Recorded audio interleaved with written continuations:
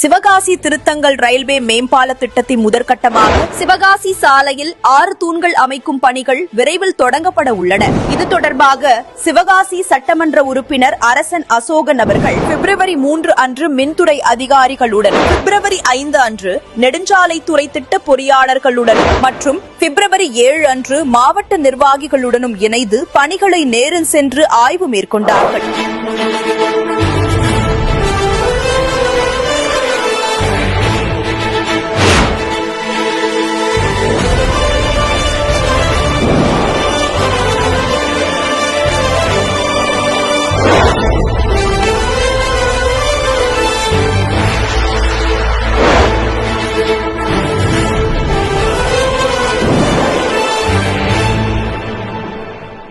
Thiruthangal railway மேம்பால பணிகள் விரைவில் நிறைவடைய வாக்களிப்பீர் கை சின்னத்திற்கு